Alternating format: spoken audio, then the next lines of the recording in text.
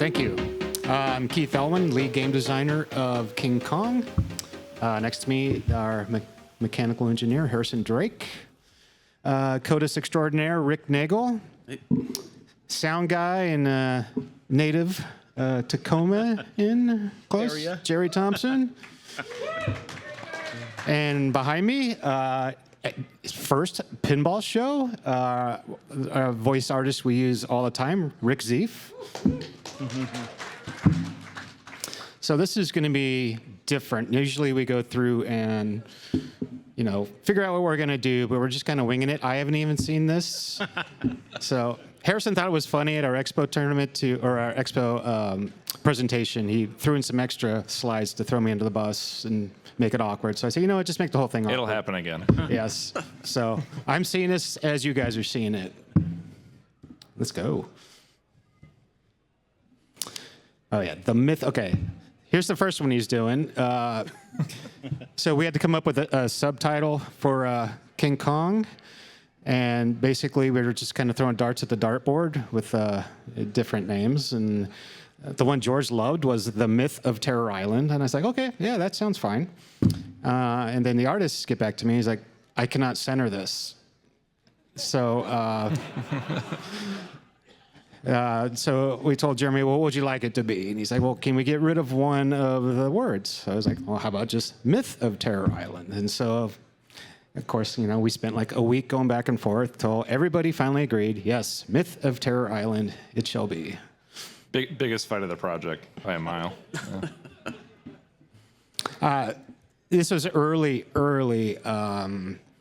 concept work. Using AI, we say, hey, give us, some colors of New York and the island we'll be using. So strictly just to give a color palette to Kevin O'Connor. Nothing else, but this is kind of just where the project started on day one. And so Kevin started the project. He drew out some characters. We got Jack Driscoll, Carl Denham, totally not Vincent Price, and Darrow. And then this is our first kind of colorized concept of King Kong. So this was Kevin's, this is what he should look like. This is kind of the mood lighting he's in when he's on the island. And Harrison printed this little 3D print of the Kong head. And we were just practicing lighting it up and just seeing what it would look like with ambient lighting. Yeah, part of the stylized look was going to be that really aggressive edge lighting on Kong. So we had to make sure, it's straightforward to do that in art, but to bring that into 3D space for toy sculpts on the Playfield, we had to kind of dial in that look and all the lines and ridges of his face, just to make sure that they matched between, 2D and 3D mediums. And obviously the tough part of this is we couldn't make Kong look like any other Kong. So it couldn't look like Universal Kong. It couldn't look like the RKO Pictures Kong. Couldn't like there's so many iterations of Kong. It couldn't look like Donkey Kong. It couldn't look like there was actually a King Kong comics where he was blue. And so we had to avoid all that and just kind of make him as much our own as we could. So that took a lot of back and forth and finessing. This is where we landed. Speaking of blue Kong. Yeah, we tried some different things. I wasn't a fan of the blue Kong, so we settled on kind of the black and gray. Here's the different concepts of the gong housing and the gong itself. It was, I think we settled on the one on the right. Yeah, went for more of a Mayan look rather than Aztec. You can kind of see it in this image too, but when Kevin was doing the first concept images for the gong, he just immediately went to putting every single project employee's initials embossed into the stone across the front. So I'm sure you can figure out a couple of these. He actually forgot Rick and Jerry on the initial one. So they're on the left side. If you look on a real sculpt, there's an RN around the corner. I didn't even know that. Yeah. Yeah, there's a rumor that Rick quit because he wasn't on there, but no, he's still here. Yeah. Biplane, obviously, these are our concept sketches that we presented to the licensor, and you're wondering who the licensor is. It's Seth and George in this project. So we basically treated it just like a licensed game where, the artist would say, well, this is what I want to do, and then we'll present it to George and Seth, and they would argue back and forth for a week, and then we'll just land somewhere in the middle. Let's make a decision, guys, and then this is where we landed. Stylized, kind of a World War I-ish biplane, and we wanted the spider to kind of stick out in that mostly green and brown area, so we went with the blue, which I initially was skeptical of, but once I saw it on the game, I was like, oh, actually, this really does stand out, and I'm glad we did that. This was actual feedback I got from our molding company, this is like the baby got back licensor feedback. Spider's butt's too big, make it smaller. Okay, you can do. Yeah.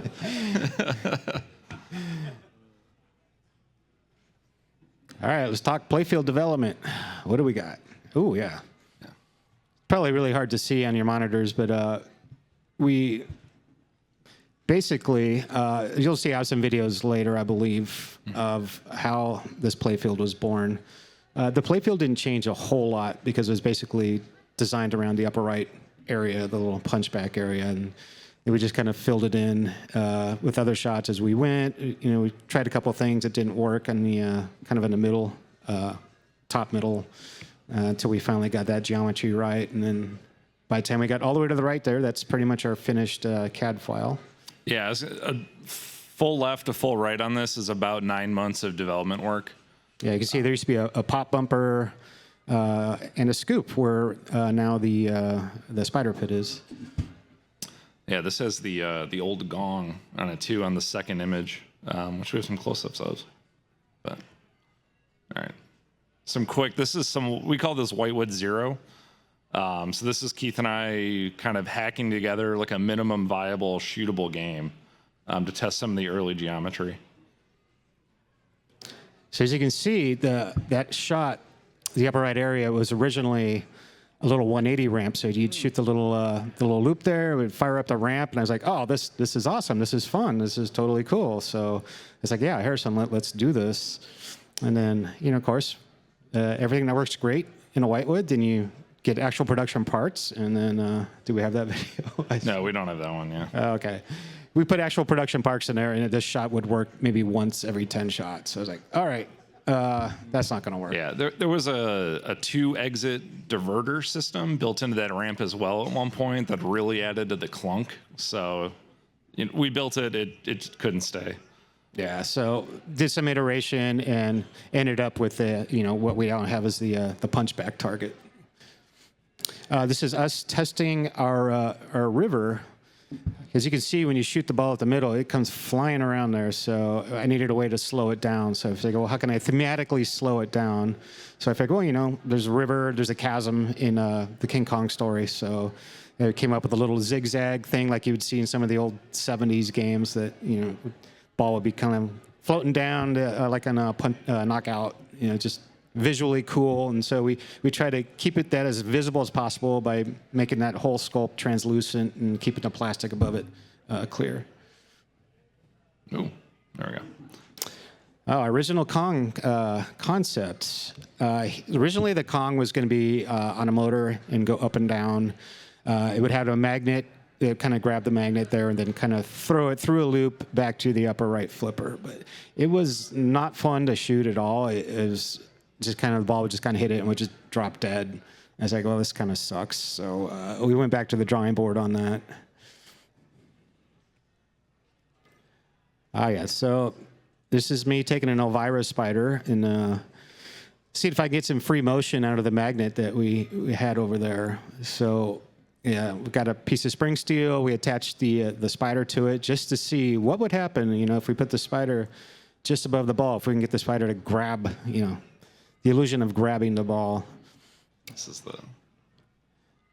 Oh, yes, this is an early iteration where we had the spider on a spring, and yeah, it didn't work as well. It's the itsy bitsy spider version. Yeah. He thought the other one moved a lot and looked weird. That one was really bad. But George loves this one. He's like, oh yeah, George loves free motion you can get out of an existing mech. So yeah, that was an easy sell to him. Oh, there we go. So this is our first official Whitewood. So everything you saw before was what we call Whitewood 0. That's just me and Harrison screwing screws into a piece of wood and attaching flippers, much like you would do a homebrew. Hand bending ball guides for the most part, just mostly recycled from other Whitewoods. And so this is the first one we actually built with actual parts. Is there anything else? This is like the early train line. Oh yeah, this is so.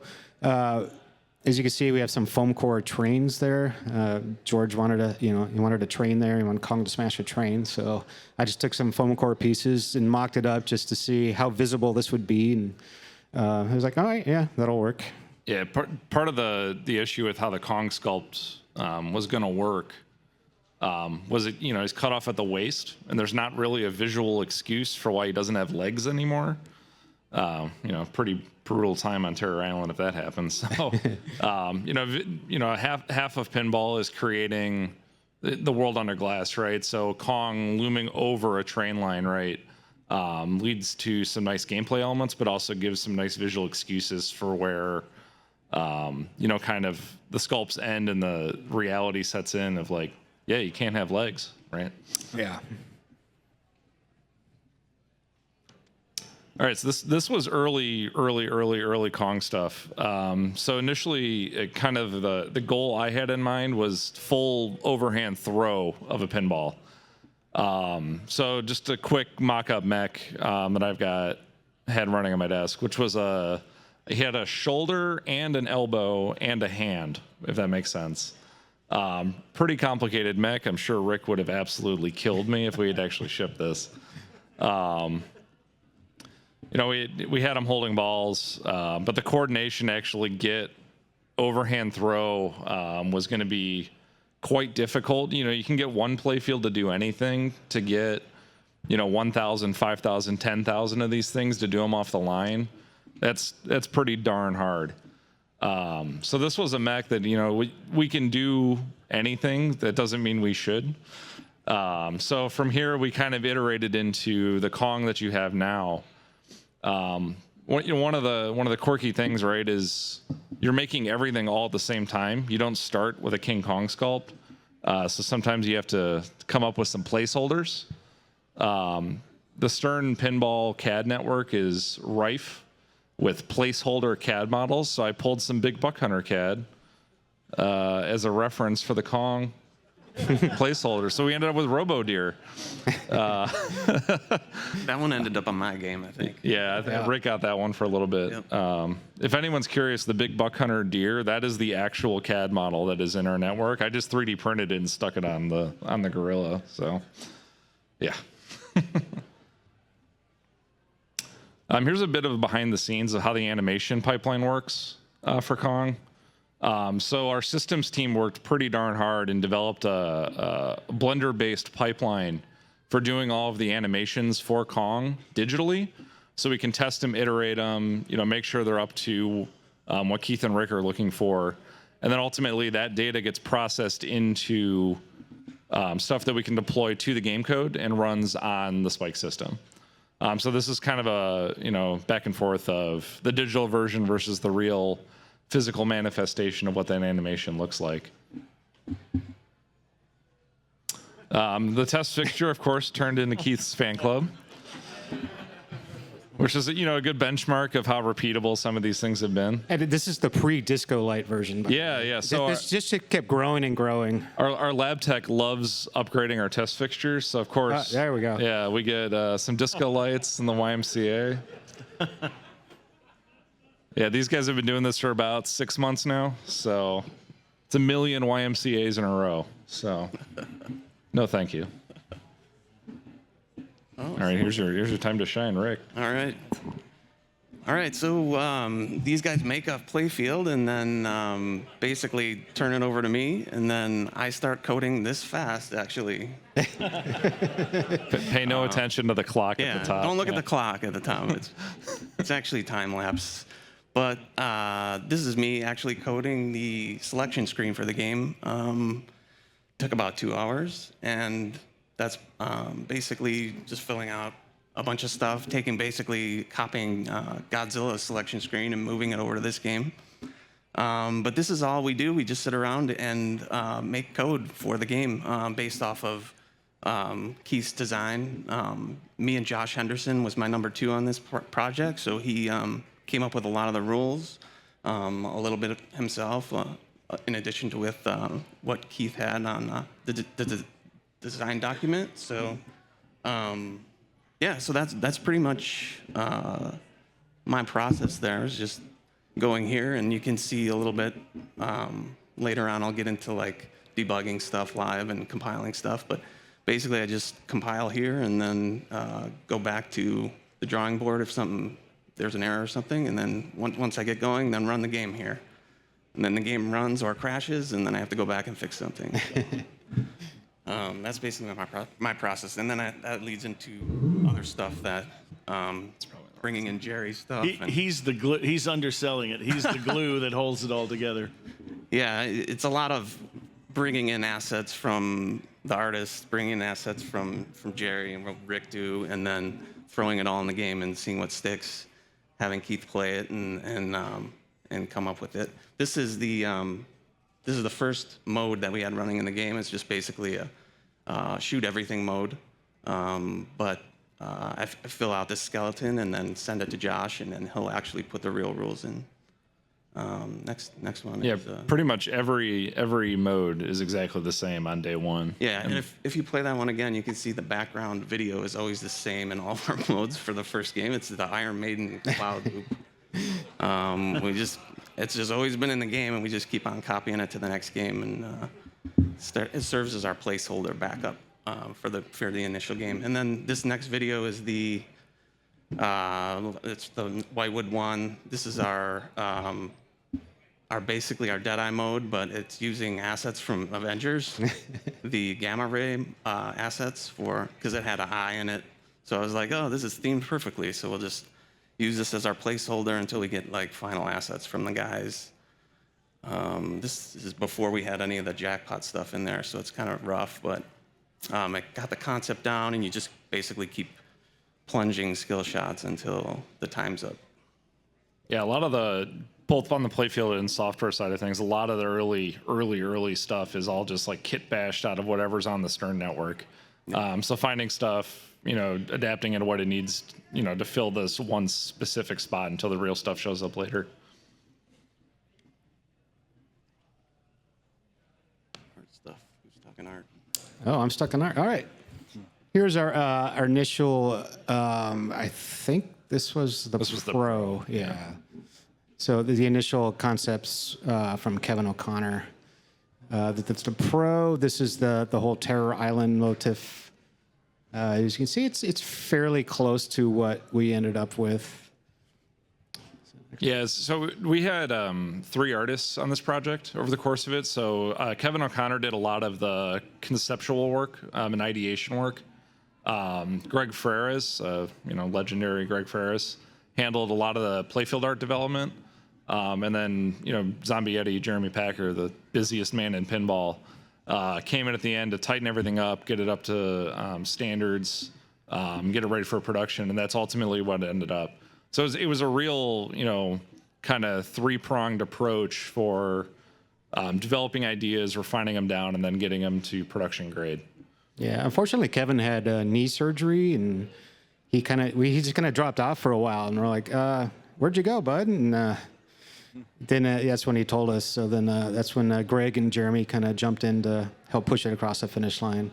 This is the original Ellie concept. You see the backlash is, it's fairly close. We didn't like the bottom cabinet art sides, but the back box, I think, is pretty close to what we ended up with. So Jeremy just completely redrew the cabinet bottoms from scratch. This is Kevin's concept for the glass, and you can see it's mostly pretty close to what we ended up with. And more concept. This eventually became the premium package. It's pretty common for us to musical chairs art around between models. And yeah, pay no attention to what Kong's doing on the lower playfield there. Use your imagination. What do we got? Oh, this is Oh, yeah, go to that one. Jeremy's initial premium. I think it was fairly close. Yeah, different colors. Yeah, almost all the artists these days do rough pencil sketches to get composition, size, scale, proportion all nailed down. And then when they go in, they'll do hard line ink work, which kind of this side by side, you can see just the level of resolution that gets brought in when that ink work happens. And then colors ultimately the final pass. Jeremy does a lot of his work kind of value forward to get the contrast between characters and background dialed in early, and then comes in and fills that in with color near the end. Godzilla 70, it's actually a prime example of that. So, it was originally the color game first, that's what launched first. But when we go in to do Godzilla 70th, he's already done the entire value level pass for the entire art package. So to translate his work back to a black and white package, most of the difficult artistic decisions get made regardless if it's going to end up as a black and white or color to begin with. And this is kind of an example of where he's working on that for Kong. There's no black and white Kong coming, just to be clear. For now. There was a gold one, though. Yes. So this was one of our initial. This is actually using a gold foil. We tried that out on the LE. It looks better in this picture than it did in person, I will say. But yeah, none of us really liked it that much. So we went with the foil color. Oh yeah, here's the. So you can see basically on the left is a montage of Kevin O'Connor's old 1989 King Kong. He left that in the middle, pretty much the entire project until Jeremy finished it off. But the whole bottom concept was an homage to Kevin O'Connor working on that King Kong game from 1989 that never got released. So when we found out we were working with him, we're like, if we want to keep that same, the same artwork, basically the same layout as what we had in 1989, I said, go for it. I'll arrange the inserts in a very similar fashion. And he's like, oh yeah, that'd be awesome. So, he finally got to see his drawing come to life that he made so long ago. Yep. All right, your time to shine. So, Keith, well, all of us have done many games together, so we kind of know what each other expects. And Keith is very involved in the sound of his games with music placement. And so, we talk about what do you think this should sound like, and I take my ideas of what I think it should be like. And I've been working with a guy named Sean Myers since my first game, Ghostbusters, 10 years ago. And he's done a lot of music, but he's super busy these days with other things. And so for this project, I started reaching out to new composers that I hadn't worked with. So we probably have like a dozen people who did tunes for the game. And then we picked the two or three that we liked the most and got 3 or 4 more from them. So there's an abundance of music you've never heard and may not hear. I don't know.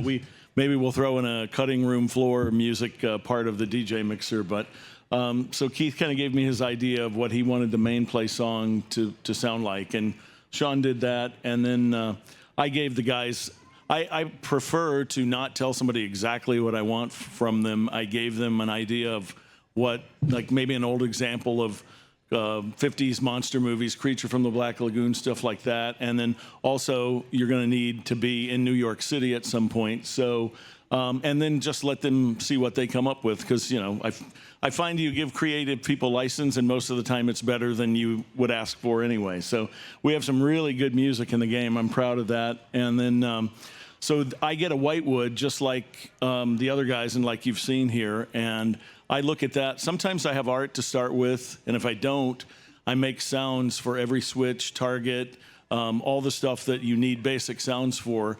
And then if the art comes later, then I will revise those sounds to match the art. But luckily this time Greg had done his main sketch of the Playfield art. So I got to see the river area, you know, the truck hauling bananas in the upper right orbit there, and kind of know what the areas were going to be.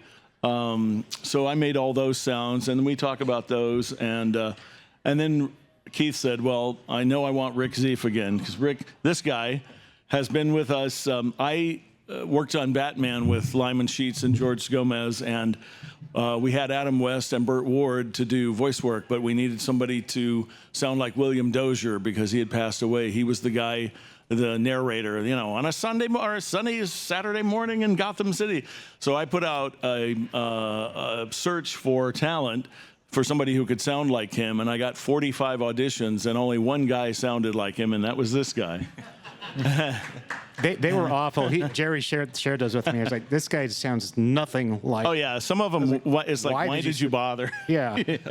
And so Keith and I both own a Batman, and he liked Rick's work, and then so we worked on Iron Maiden together. That was our first game together, and he's like, how about that guy that was in Batman and to do Beast? And so this is also the voice of the evil Beast in Iron Maiden, and lots of other. You'll hear some others. We've got a bit of a montage of Rick Zieff's career. His Keith Elwin career. Or you have more? No, we have the whole career. Oh, we got it. Oh, we got Batman. I've never seen this. I'm not sure he's aware about what I'm. Okay, so once you know his voice, you're gonna hear it. How is this Chili's 3 for me only $10.99 when fast food is so expensive? Get ready Could for be it. because we don't have to pay for any mascots. Please! I was born for this! Please! Never gonna happen. Wait, I know the song! I want my baby back, baby back, baby back. He doesn't work here. Please, baby. Oh, we got one more. We got one more. Oh no. The man of many talents. He's got chili and lemon. Oh, this one is perfect! Not as perfect as this one. That is not a mango, Lenny. No, but this mango hint water tastes just like mango, and with no calories or sweetness. How can water taste just like fruit? How can our feet look just like And our Lemur hands? definitely said whamps before. Here's a bit of a taste of his career over the Elwin machines. Once this plays, right? You want your soul back? You have to go through me. Give in to the beast. More like flight of licorice.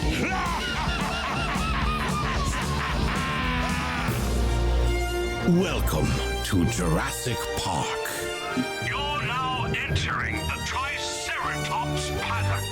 T-Rexes are extremely aggressive. The fences are failing all over the park. Get the remaining goats to the helipad. That's how to get this done. This is a special report live from Tokyo. Monsters are rampaging through the city.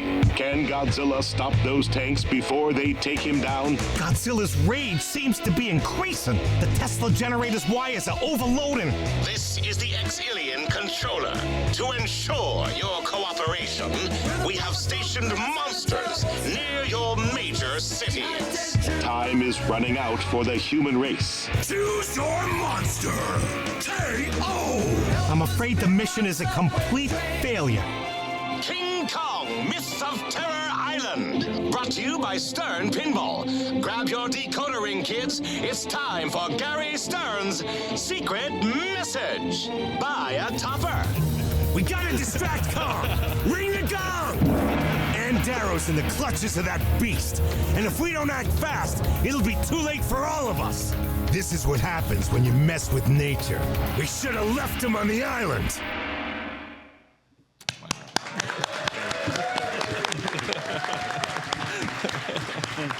Thank you. Wow. Hearing all that put together is kind of wild. Well, I guess you didn't need to be here. We just heard it all. So this is Rick's. It's your first time hearing your own voice inside the game, right? That's true. I tried hearing them on the floor. It was so loud out there. I was like, I couldn't hear anything. That was the first time I've heard me. So thank you for witnessing that first hearing. Yeah. So you can see why Keith wants to use him on every game we can. Well, he's so easy to work with. He he's like, oh, that takes suck. No, that sucked. No, I can do better than that. No, how about if I do this? So, he's pretty much self-coaching. So. Well, it's great because when we do the recording sessions, Keith and Jerry give me context, what's happening in the scene. You have to remember, when you're doing voiceover, you're in a quiet little booth by yourself. You don't hear music and sound effects that you hear in gameplay. Contextually, when someone's talking really loud and the city's being destroyed, you're feeling it. But when you're alone in a booth, it's like, I always think of the guy who goes, Sunday, Sunday. He's just by himself in a booth screaming his head off. There's no music or truck noise, So these guys give me great context of what's happening in the scene so I can find the voice and find the right level of emotion and projection for any given moment, So it's pretty easy to work with these guys, too. Well, and he's great at ad-libbing, too. A lot of the stuff that ends up in the game is not on the script. Yeah. So we sit there and think, what else funny could we say? It's funny because I'll say, okay, this is the announcer role for Godzilla, and he'll be okay, Raymond Burr. He'll be 3 or 4 different voices. No, Raymond Burr. And then Jerry be like, oh, you're getting out of Raymond Burr. He's like, oh yeah, okay, so Raymond Burr. I don't remember if the Biotopper was on the script or not. I don't. I told him to add that. Somebody, there's going to be more secret messages on the flipper buttons on Godzilla. It's like, put your shoes back on, and people are like, what does that mean? I go, I don't know. He just said it, and we thought it was funny. Yeah. We do a lot of weird ad-libbing in those sessions and Easter eggs, and we make fun of a lot of the Stern folk, I guess. There are some messages for the design team that are making fun of all of us. And the good golly, Miss Molly double jackpot. That was just all ad-lib from him. So I mean, we have fun making. I think that's what you can tell in Keith's games. The fun comes through, So what you tell said that to Dreyfus? Yeah, I was not involved in that one. So you said you had some stuff that we didn't know about that you're gonna throw. Let's talk about I saw your page though with the other voice talent. So let's talk about them. These are some really great talents that Rick knows, and you might recognize one of these guys from TV. You go ahead and. Oh, yeah. So a couple of these guys. On the far right, you'll see the 3 folks. The guy in the front with the green plaid shirt is a guy named Peter McKenzie. If any of you guys are a fan of the sitcom Blackish, anybody watch that show? So he was the guy that ran the agency. And some of you old-timers might recognize him from Herman's Head. Anyone remember that show? That's the guy from Herman's Head, the sort of nerdy dude. He's Carl Denham in the game, the movie director. The guy next to him in that shot, but also on the far left, Scott Mosenson, another veteran TV actor, recurs on lots of sitcoms you've seen, Blackish and Curb Your Enthusiasm and all kinds of shows.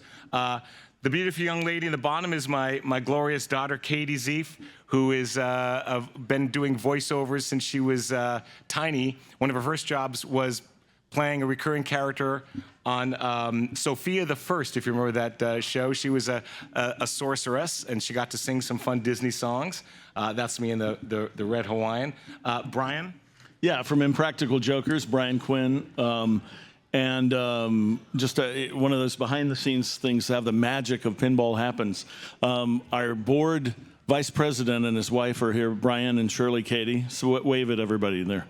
So I was at Brian's house picking up a pinball part one afternoon, and Keith messaged me. He's like, hey, we need some people chanting Kong, So at the end of the game, I don't know if you guys have, you see Kong beating his chest, and you hear Kong, Kong, Kong, and it was on the trailer too. So I said to Brian and Shirley, I said, hey, let's all say Kong, and I'm just going to layer it 4 or 5 times to sound like a lot of people. So that was done at their kitchen table on my phone, and it made it into the game. So yes, that's the magic of pinball. It's very similar to the Mothra call. Oh yeah. So we couldn't use the Mothra, the 2 ladies who sing Mothra. Mothra. So it's like, Jerry, can you give me something similar? And so I was like, yeah, let me get somebody to sing it. So this is a fun job. It's a lot of work, but it's also fun, and especially if you love pinball the way we all do. What else you got there? You got the hidden stuff you're talking about? That's about it. I have one little piece of trivia. So I wanted to, this is my first convention and conference to come, and I wanted to, wear a shirt that would have some like skull thing for Kong. And I went to the back of my closet and I found a shirt with a skull down here. See that? Okay. And it's so old. This was my costume when I worked in Skynet. Terminator 3. This is how old this shirt is. And I pulled it out today. There we go. A little bit of trivia.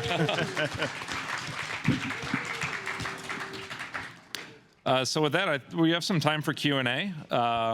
So we'd ask if you guys could line up on the right here if you have any questions for the mic, so they get captured on stream. And we'll answer anything you throw at us. Within reason. Within reason. Don't be shy. Anyone? Bueller? Cool. Here we go. The first 50. Oh, we got one.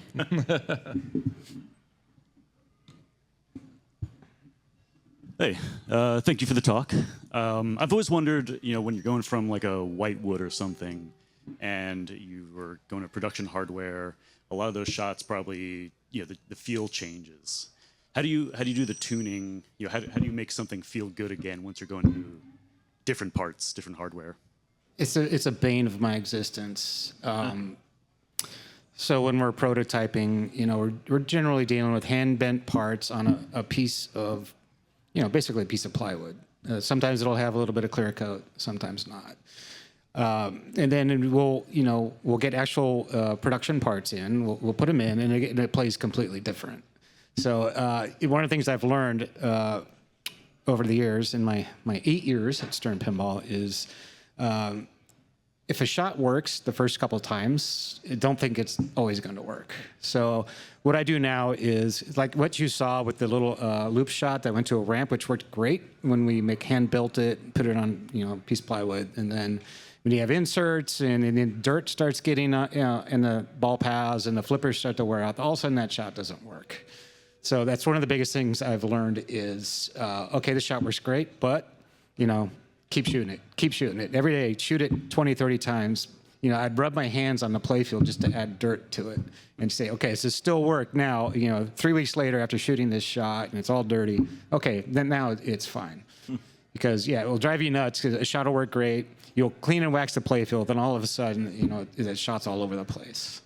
So we even keep like the flippers turned down on some of the whitewoods just to simulate, game 5,000, game 10,000 if it's on location, right? Because stuff breaks, so there's variation, right?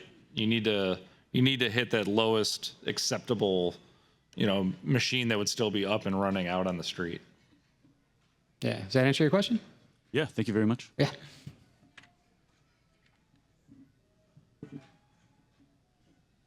So speaking about Stern Pinball, the most beautiful machine that your company has ever created, for me personally, Strong Legacy, right? The movie was not that good, but the pinball was amazing, right? Let's put that over. Any possibilities that we're gonna see the first Tron or something about that machine? Because the layout, it's beautiful. It's super nice, and it's really, as pinball collectors here can tell you, it's really hard to get. So I'm like, after watching Batman, The Dark Knight, the first machine was okay. But Batman 77, oh, wow. Whoa, we love it, right? Like, maybe something like that can be done with Tron? So I will or tell the you. Lord of the Ring? I will tell you, dealing with licensors is if they have, a license with many different movies, they're always going to push the latest movie. So I would love to do a Tron 1 myself. But, they're going to be like, no, Tron 3's coming out. You got to do this one. So not that this is happening, but that's usually how the licensing world works. Oh, it's already on Pinside. Yep. Somebody's writing it right now. That new Tron trailer was pretty darn cool. If you guys saw the trailer where he cuts the cop car in half, yeah, okay, that was pretty sweet. Next question. All right. Well, thanks for coming, guys. It's really entertaining. I have a question about the scripting or the story behind your game, Kong. So the character Ann Darrow in the original story, she's sort of this weak, like damsel in distress. Was that something that you had to deal with? Like, do we play her that way? Do we write her that way, or do we have her as a more sort of strong character? Yeah, so the whole not having Anne in distress was, Seth was pretty adamant from the beginning that, in order to further make this our version of Kong, he didn't want to have her in distress. Doesn't mean she can't be scared, or, obviously she's going to be scared, but she can't just be, oh, I'm useless, come save me. So it was decided early on to give her more of a Tomb Raider aesthetic. She's there on her own accord. She's not like kidnapped to be in this movie. So we worked with the same scriptwriter that did Dungeons and Dragons, so he incorporated that into the script, having her more of a leader and less of a, come save me type. So, yeah. Thanks. Have you started production on your next machine yet? Kinda. I'm a little behind. He's behind as the guy that is downstream of him. Yeah, I'm a little behind. Life catches up to you at some point, but I usually try to work ahead. But yeah, a little behind right now. So the answer is it's in my head. That doesn't help me. Hey guys, thanks for being here. My question was, when it comes to licensing, do companies approach you? Do you guys reach out to the company? Does it kind of come with fan love? Like maybe King Kong got on because Godzilla did so good. Does these things come into play? Usually, I don't know how they all approach. Sometimes, a game designer really wants to do this license, so we'll go look into it. Other times, like the licensing conventions, Jody will go there and he'll come back. Oh, I got these three guys want to make a pinball machine, and it's just kind of a balance. In the case of Kong, this is one of George's dream themes. And he's like, oh, we got to do both Godzilla and Kong. And so, it's just his, oh, we got to do this, we got to do this. So I think, that was his way. He willed us into fruition. You guys have a lot of choice on the designs that you choose then, yeah? It depends. Sometimes, like in the case of Avengers, that was like, we need to do this. It has to be out within 6 months. So I was actually working on Godzilla at the time, so I had to shelf Godzilla and hurry up and do Avengers, and then went back to Godzilla. So it's always different. In the case of Jaws, Jody says, well, I got Jaws. I'm like, yep, I'll take it. So. Well, we need to start a World of Warcraft game petition one day. There's a funny kind of, so we actually got approached for Metallica to do remastered because they saw Iron Maiden and were pissed that the Iron Maiden machine had an LCD and better sound. And they're like, why doesn't our game look like that? So that's kind of where Metallica Remastered came from. So it goes both ways. All right. Well, I'm gonna get Blizzard to talk to you guys. We'll see what can happen. No, I wouldn't. All right. Well, my question is actually more specifically towards you, Mr. Keith Elwin. Okay. As many of us may or may not know, the blueprints initially for Iron Maiden were actually going to be Archer, if I remember correctly. Was that right? If the opportunity were to arise again, for any reason at all, it doesn't matter how realistic it would be or not, would you perhaps reconsider an Archer-themed pinball machine? Or is it just now completely... I think it's a little dead now. It's a little dead now? Yeah. I mean, I love the show. I would love to do it, but... As does my father. It's a really good show. Yeah, the problem is, it's been off the air for a couple years now, and the last couple seasons weren't really that great. So, I don't picture that ever happening, but yes, I would still love to do it, to answer your question. It's just that the time frame for it has kind of passed. Yeah. If it didn't happen right when I get hired, I don't think it's ever going to happen. Yeah, that does make sense. Yep. Well, thanks. All right. Thank you. So I don't have necessarily a question. I just want to let you know, Keith, that I look up to you a lot, and I think that you make some really good games. Thank you. You have a good one. Thank you. That's very sweet. Hey guys, super happy that you're here today. I just wanted to know if you change your ideas between games on who your ideal customer is for that particular game. In other words, like, are you looking when you're developing King Kong? Are you doing it for the person who's going to buy it and have it at home? Are you trying to thread the needle between that and having it on location? Like, what does that look like? Identifying your customer. That's a really good question. So I definitely have to consider this. So if I'm doing a title that I don't think people are going to buy strictly on the license, and I'll give you the example of King Kong, Avengers. I will try to make the game special in other ways. It's like, okay, this game's gonna be really deep in rules. It's gonna be, a unique shooting game. In the case of Jaws, I knew, okay, this game is going to sell on licenses. It's going to be an older demographic for the most part. So I want to make an easier shooting game, pretty easy to understand because, yeah, it's a tough balance. That's your question is tough, and I have to deal with that all the time. I sometimes have to catch myself. I'll write rule to Rick, and then Rick starts asking me, well, what's this mean? What's this do? And I was like, okay, this is probably too complicated. Dial it back. And so, yeah, I have to approach every game how I think it's targeted to, who it's targeted to, the player level that's going to be playing it. Thank you. Yeah. Hey, Angela. Hi. I was just wondering about your when you're designing a game, what factor, if at all, with game time and average ball time, as an operator myself, I know that Williams always aimed for the 3 minutes roughly, and I can tell in Medieval Madness, Addams Family, that my good earning games like that, old ones, do that, and your games earn very well as well. And I was just wondering if that factors into your design, or you just let it be, and then Rick can alter that and finesse it with his software, or how exactly do you approach it? Thanks. It's always tough because I'll take Kong, for example. I thought it played really easy, and then Harrison will play it. This is the hardest game you've ever made. I can't keep the ball in play. And so then I get in my own head, and I was like, oh, okay, so, we default to lower the position of the right out lane by 1. It's like, all right, now, and give it the Harrison test, and he was like, oh, okay, it's just fine. He hates the left out lane. So we kind of redid it a little bit where we took the rubber out of the in lane but lowered the left out lane post down. And it kind of made it just more variety in that area, so it can go all the way over to the left more often. It made the skill shots easier. But then we scooched that little the leap of faith post over just a little scotch. And I think we found a good balance. I know it does play long, I think, a little bit, but if you just can't make a brutal game and expect a casual player to just keep coming up for more. You got to get them hooked. There's the patent too, right?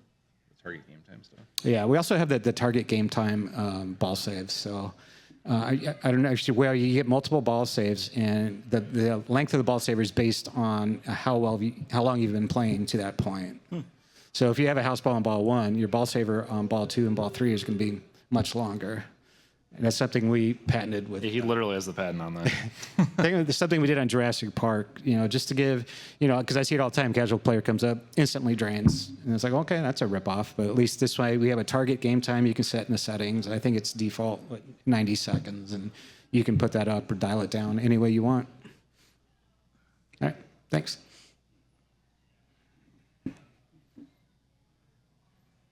Anyone? Oh, I think he's going for the, yeah. He's bathroom or question, yeah.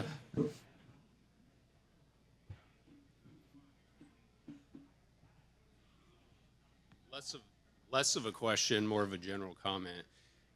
I could ask a lot of questions about how did this team come to be, but it's at this point it's multifactorial. I'm sure there's tons of things that went into this, but the bottom line is the team that you guys have is magic. It's totally changed pinball. I want to just say thank you. Wow, thank you. Thank you. Wow. Yeah.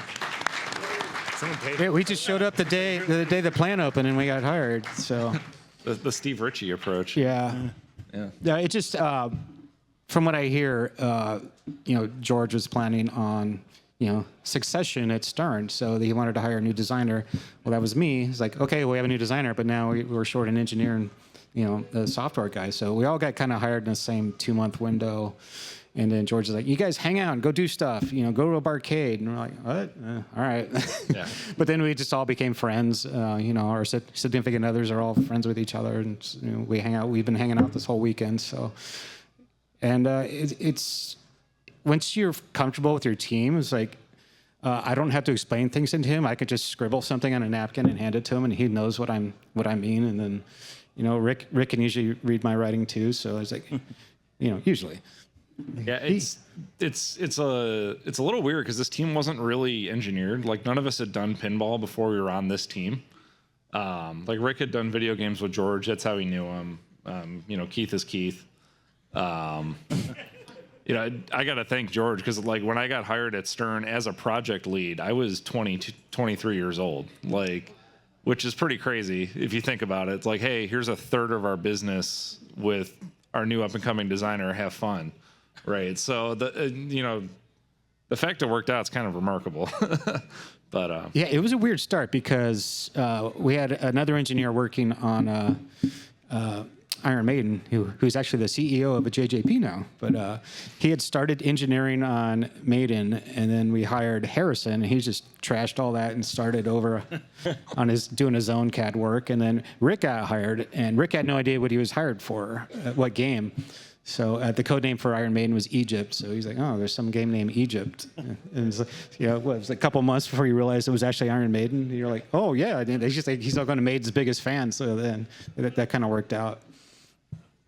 Hi, guys. Hi, thanks for coming. I just have a general question for like parts availability.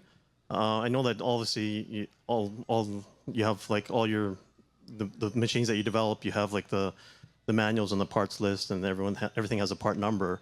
I'm just wondering for like older titles, you probably have. I'm assuming you have all the CADs and all the design to manufacture the parts. But for older titles like that have game specific mechs, do you still offer that available for operators and customers to purchase those older parts, or is it like automobile manufacturing? You only support it for like maybe X number of years, and then it's going to be discontinued, and you don't offer those parts anymore? The short answer is we'll do our best with what's available. So yes, we do have, I'd say, 95% of our technical documentation all the way back to Laser War.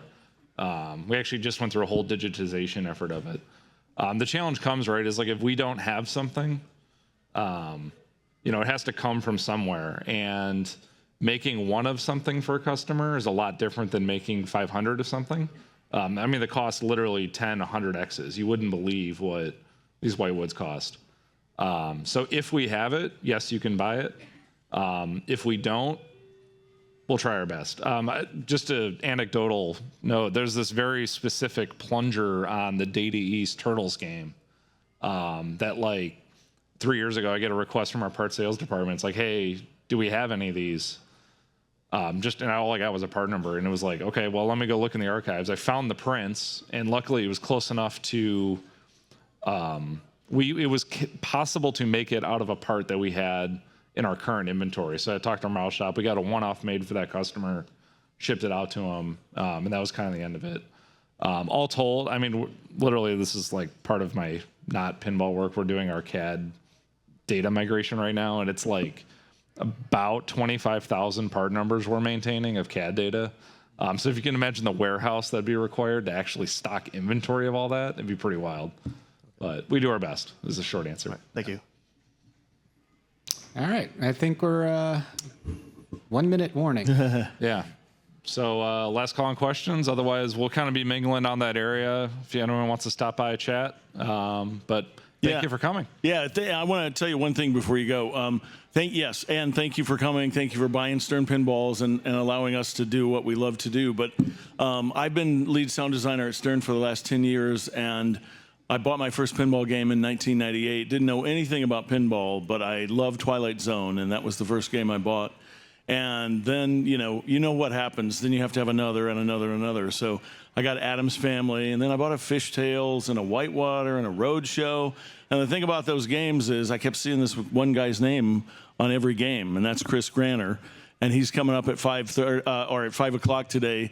And to say he shaped the sound of what I thought pinball sound should be is an understatement. So I encourage you to come back and see his seminar. And he's going to play some things that you've never heard before that he dug up from cassettes and tell you about Indiana Jones and Twilight Zone and Adams. And so please come back or stick around for that.